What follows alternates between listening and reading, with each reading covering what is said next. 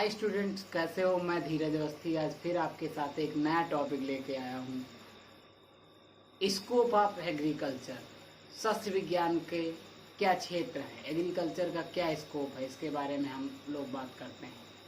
सबसे पहले हम देखें तो अन्न जो है मनुष्य की मूल आवश्यकताओं में से एक है। निरंतर बढ़ती हुई जनसंख्या में यह समस्या उत्पन्न होती जा रही है। इसे दो प्रकार से रोका जा सकता है। एक तो भूमि को बढ़ा करके, जो कि असंभव है, भूमि सीमित है। दूसरा है कृषि के विभिन्न सघन खेती करके, विभिन्न हथकंडे अपना करके, जैसे रिले क्रॉपिंग, इंटर क्रॉपिंग आदि क्रॉपिंग की जाए, मिक्स्ड क्रॉपिंग, जिससे इसके उत्पादन को बढ़ाया जा सकता है। आइए हम जानते हैं कि सस्य एग्रीकल्चर जो है, सस्य क्रियाओं में कैसे एग्रीकल्चर महत्वपूर्ण है, कैसे अपना योगदान निभाती है। सबसे पहले हम देखते हैं अन्न की समस्या।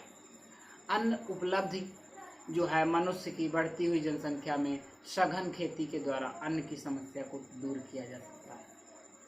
हमारे देश में निरंतर जनसंख्या में वृद्धि होती जा रही है, इसलिए हमारे देश में बहुत सारे कृषि करने के ढंग अपनाए गए, जैसे रिले क्रॉपिंग करके, यानी बिना रुके एक के बाद एक खेती करते रहना ही रिले क्रॉपिंग होता है। इंटर क्रॉपिंग, एक क्रॉपिंग के साथ में दूसरी क्रॉपिंग कर देना इंटर क्रॉपिंग होता है। इनके लिए विदेशों से हमें कोई ज्ञान नहीं लेना पड़ता है, बल्कि ये हम स्वयं अपने एग्रीकल्चर से ही सीखते हैं। दूसरा होता है वस्त्र की समस्या।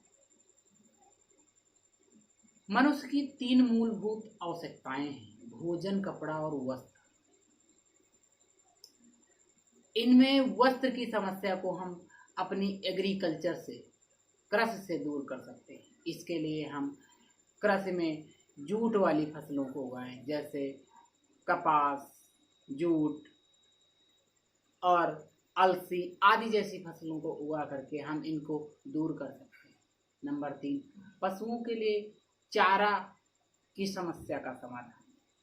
कृषि जब हम करते हैं तो उनके जो अनाज उनसे हमें प्राप्त होता है वो हम अपने लिए रख लेते हैं, हम स्वयं यूज करते हैं किसी न किसी रूम में, और उनके जो अवशेष होते हैं, उनका पुआल होता है, उनका भूसा होता है, वो हम पशुओं के लिए रखते हैं। इस प्रकार से मनुष्य के साथ साथ पशुओं की भी सारी आवश्यकताओं की पूर्ति हो जाती है। हमें उनके लिए कोई अतिरिक्त फसल बोने की जरूरत नहीं पड़ती है। नंबर 3, बेरोजगारी की समस्या का।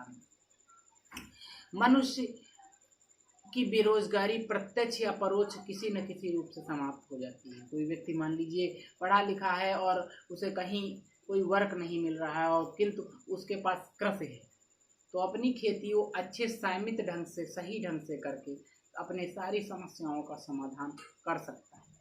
नंबर 3 देखा जाए अन्य उद्योग धंधों की में कच्चे माल की पूर्ति। उद्योग धंधे होते हैं, उनमें कच्चे माल की पूर्ति हो जाती। हम जानते हैं कि सबसे पहले अंग्रेज लोग आए, उन्होंने क्या किया, अपनी कंपनी इस्टेब्लिश की और कहा कि हम अपने मशीनों में बनाएंगे, कच्चा माल आप दीजिए, हम उनको सही करेंगे, उनकी त्रुटि को दूर करेंगे। तब क्या भारत वालों ने क्या उनको कच्चे माल की सप्लाई कर दी। धीरे धीरे उनसे हमें ये सीख मिल गई कि हम स्वयं कर सकते हैं। हमने आज कर दिखाया। हमारे वहाँ बहुत सारी विभिन्न प्रकार की मशीनें लगी हुई हैं, जैसे क्रूज़र हुआ, मिल हुए। इनसे क्या होता है, हम लोग स्वयं अपना उत्पादन तो कच्चे माल से पूर्ति हो जाती है। नेक्स्ट, राष्ट्रीय आय में वृद्धि। जब कोई व्यक्ति अच्छा उत्पादन करता है, अच्छी उत्पादकता उसकी होती है, तो वो अपनी वृद्धि के साथ साथ राष्ट्रीय आय में भी वृद्धि करता है, क्योंकि हमारा विकास ही हमारे राष्ट्र का विकास है। अन्य देखा जाए मृदा उर्वरता में वृद्धि। जब हम कृषि अच्छे ढंग से, संयमित ढंग से करते हैं, अर्थात वैज्ञानिक ढंग से करते हैं, तो मृदा की उर्वरता, फर्टिलिटी में विकास होता है। क्योंकि इसके लिए हम ये ध्यान रखते हैं हमें कौन सा एलिमेंट डालना है, कौन सा नहीं डालना, किसका सिम्टम्स नज़र आ रहा है, किसका नहीं, कब माइक्रो चाहिए हमें, मैक्रो चाहिए, कौन सा एलिमेंट चाहिए। ठीक, ये सब समस्याओं की पूर्ति हो जाती है। नेक्स्ट देखा जाए तो अंतर्राष्ट्रीय ख्याति। हमारे देश का विश्व विख्यात है, कृषि प्रधान देश है, इसलिए हमारे देश में बहुत सारी अंतरराष्ट्रीय ख्यातियाँ भी प्राप्त हैं। जैसे देखा जाए तो फलों के उत्पादन में हमारा राष्ट्र, सब्जियों के उत्पादन में हमारा राष्ट्र, ग्रेन उत्पादन में आदि में हमारा राष्ट्र में विकास है, जिसकी दूर दूर तक चर्चाएं हो रही हैं। नेक्स्ट देखा जाए रहन सहन में वृद्धि हो जाती है। जब हम अच्छा पैसा कमाएंगे अर्थात अच्छी खेती करेंगे, उससे जो हम उसको एक्सपोर्ट करके जो हम धन पैदा करेंगे, उससे हमारा रहन सहन में वृद्धि होगी, अच्छे से रहेंगे, अच्छे से अपना विकास करेंगे। Thank you. नेक्स्ट चैप्टर में हम आपको बताते हैं डेवलपमेंट ऑफ एग्रीकल्चर।